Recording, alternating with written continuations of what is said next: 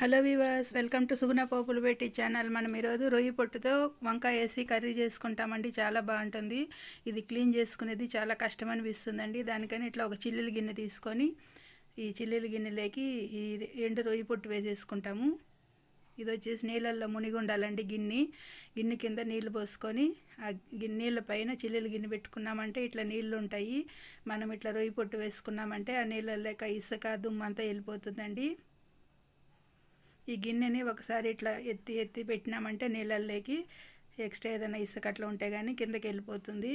చాలా నీట్గా క్లీన్ అవుతాయండి. మనకి ఈజీ వే అంటే ఇది చాలా అందరికీ యూజ్ అవుతుందండి. ఇట్లా చేసుకోండి రొయ్యి పొట్టు తీసుకున్నప్పుడు. ఇప్పుడు పోపుకు పెనం పెట్టుకొని నూనె వేసుకున్నాము. అందులోకి కొద్దిగా ఆవాలు, కొద్దిగా జీలకర్ర వేసుకుంటాము. పోపు వాళ్ళ ఇష్టం అండి, ఏ సైడ్లో ఎట్లా చేస్తారంటే నేనైతే ఇట్లా చేస్తానండి. ఆవాలు జీలకర్ర వేసి చేస్తాను. ఇప్పుడు అది బాగా చిటపట్లాడాలి. ఇప్పుడు పెద్ద ఎర్రగడ్డ ఒకటి కట్ చేసి వేసుకుంటాము. దిగానే బాగా ఫ్రై చేసుకుంటాం.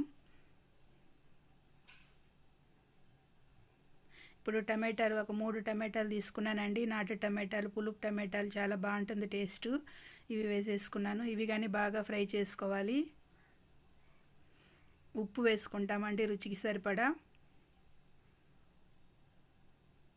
కరివేపాకు అన్నీ వేసి మంచిగా ఇట్లా ఫ్రై చేసుకోవాలి. మూత పెట్టి చేసుకున్నామంటే ఆవిరి నీళ్ళు పడి తొందరగా ఉడుకుతాయండి. టమాటా కానీ ఎర్రగడ్డ కానీ మంచిగా ఫ్రై అయిపోతుంది.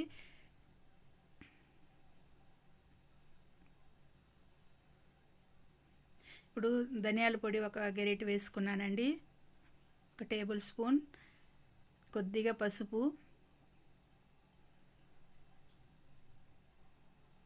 1 స్పూన్ అంతా ఎండుకారం వేసుకున్నానండి. మిర్చి పొడి.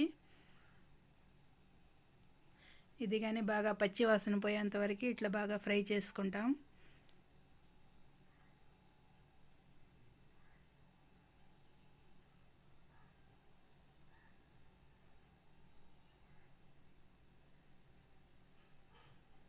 ఇప్పుడు వంకాయలు బాగా నీళ్ళల్లో కట్ చేసి వేసుకొని ఉన్నానండి. అవి కానీ వేసేసుకుంటాము. నీళ్ళల్లో వేసినామంటే అవి చేదవ్వకుండా ఉంటాయి, కలర్ చేంజ్ అవ్వకుండా ఉంటాయండి. ఇట్లా వేసుకొని మసాలాలలో బాగా కలుపుకొని మూత పెట్టుకుంటాము. ఒక 3 నిమిషాలు ఇట్లా మూత పెట్టుకున్నామండి. ఇది కానీ మంచిగా ఆవిరికి మంచిగా ఉడుకుతాయి బాగా.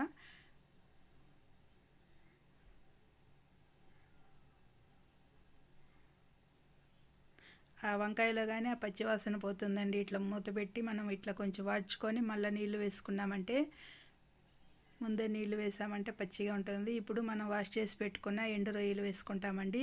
రొయ్యి పొట్టు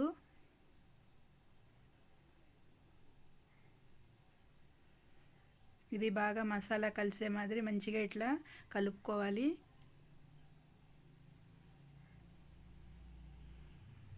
కలుపుకొని ఇది ఒక 3-4 నిమిషాలు మూత పెట్టుకోవాలండి.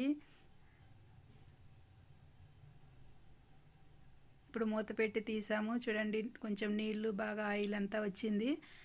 ఆవిరికి ఇది కానీ మంచిగా స్మెల్ బాగుంటుంది. ముందే వాటర్ వేసుకోకూడదు. ఇప్పుడు బాగా ఒకసారి ఇట్లా మిక్స్ చేసుకుంటాం.